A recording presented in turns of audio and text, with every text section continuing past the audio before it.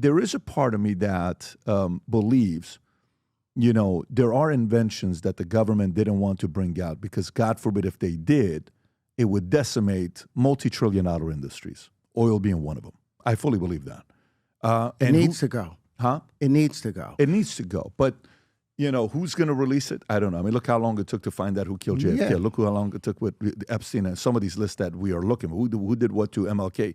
They're still hiding it, right? So for them to release it.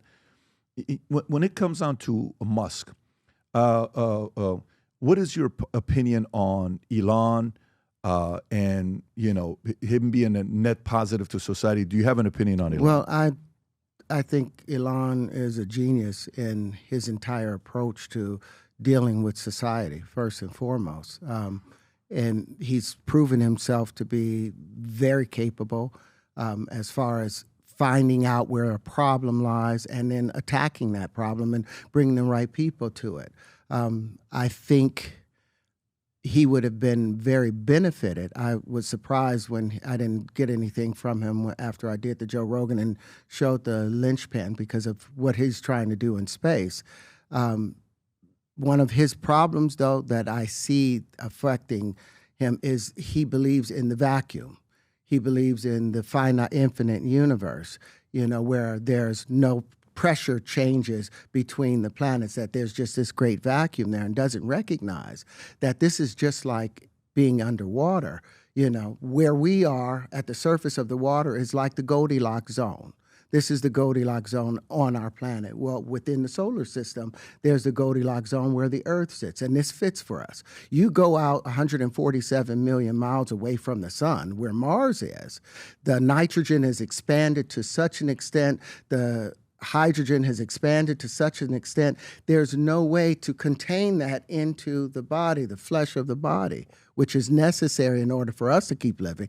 Oxygen, everything expands. You'll never be able to bring them back, these 147 million miles, back to where the Earth is. You're not going to be able to do that. Well, the 93 million miles where the Earth is. So anyone that goes out there, that's a wrap for them. Because 15 feet underwater, what happens to the nitrogen? It compresses, or 15 feet out of the water, it expands, and it keeps expanding. So anyone that tries to go out to where Mars is at that low pressure system where everything becomes mono or diatomic, everything is expanding itself out, you are dead. There's no way, the spaceship would have to be so tight, or the suit would have to be so tight that you would not have any motion. But the amount of expansion will not allow you to be able to come back to the Earth. Like if you took something from the bottom of the ocean and you bring it all the way up to the top, and then you try and take it back to the bottom of the ocean, what happens to it? It implodes at the change of pressure. We're made for this particular pressure condition at 93 million miles away. You're not going to be able to have a human being on Mars, plain and simple. We don't have the proper pressure condition. You don't think bodies. So? No, it's impossible. You're just going to expand out and blow up. You will blow up. Well, this kind of doesn't this kind of contradict, though? Because on one end, you're saying it's possible to have 0-point energy, where oil industry and all this other stuff, and the industry is saying, you're out of your mind. You don't know what you're talking about. There's no way, And then, here's what Lynchman, this is what we could do. Elon is saying, I want to go have, life on Mars or on another planet. And you're saying there's no way that's possible. No, there's life on Mars, but the life has changed. The life force changes. The system of water, H2O, changes as you go further out. Two atoms of hydrogen, one atom of oxygen. I guess the further out you go, what happens to the next one? Does it become 2 atoms of carbon and then 1 atom of sulfur? It all continues out. The water life principle remains consistent. That's why in Uranus or those far out planets, they still have precipitation as rain, but now it's methane that's coming down. And it's just the water, or the H2O, like what I was saying on Joe, was that the relationship between carbon and hydrogen are the same as the relationship between carbon and silicon, and the same between silicon and between cobalt. It's the same tone. It's just under a different pressure condition. So you can manipulate the entire universe by changing the motion and pressure conditions, because it's all waves. It's not a physical thing. So as far as our bodies are concerned, if you wrapped an entire ship in molecular excitation and change to where they are no longer part of the system. Yeah. Now you can be out there. But using our traditional methods, you cannot do that. You have to wrap it in frequency. How much have you followed what he says on how he's planning on doing that? He's just trying to get the people out there. And I think what they want to do is mine that asteroid belt. That's what they really want to do, and that's what You think the purpose is mining? Is mining the asteroid belt. There's one asteroid out there called Psyche that's worth $10 quadrillion worth of tungsten and tantalum and rare earth metals inside of there. That's just in one. So their ability to Is that this one? Psyche, yep. So the ability to mine these asteroid belts, gets rid of all the mining on the planet. They want to get to Mars so that they can do some mining, but they don't realize that we don't need any of that stuff anymore. Why not? Because what the linchpin brings, by the resonant quality of the linchpin, the Howard comma, what that allows you to do is now have the universal template to put into any situation and open up. That's why it's used for faster than light communication, subspace communication, all the things that we've now put in the paper that I couldn't do before.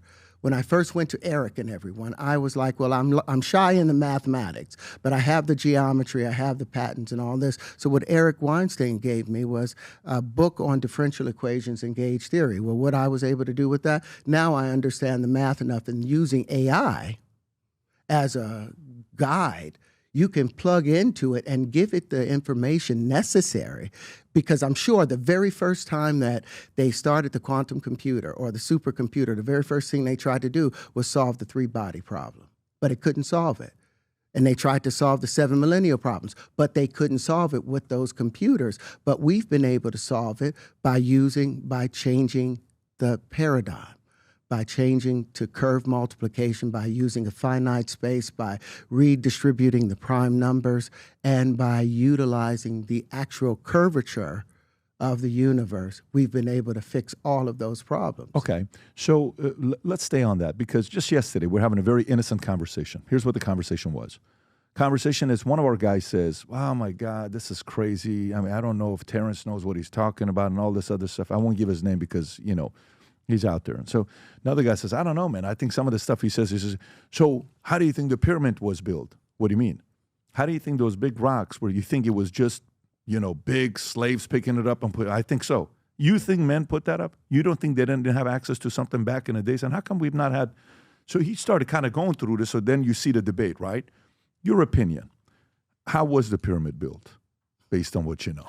Well, there's a number of different conflicting ideas on it, but I just saw something very recently on Lost History, where they were showing that the bubbles inside of the granite, or inside of a lot of the material there, they have these little bubbles that come as a composite.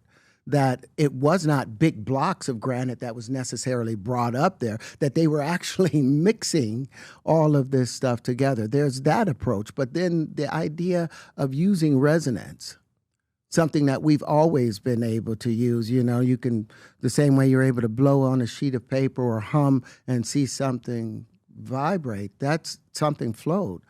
That's something that's always been used. And the amount of songs, like if you think about the Walls of Jericho, and they went around it 7 times, singing, hitting a particular tone, and using harmonic or sympathetic harmonies to either break or to bring things together. There's a number of ways of using frequency. That's how I think all of that stuff was built. I think it was done using harmonic resonance.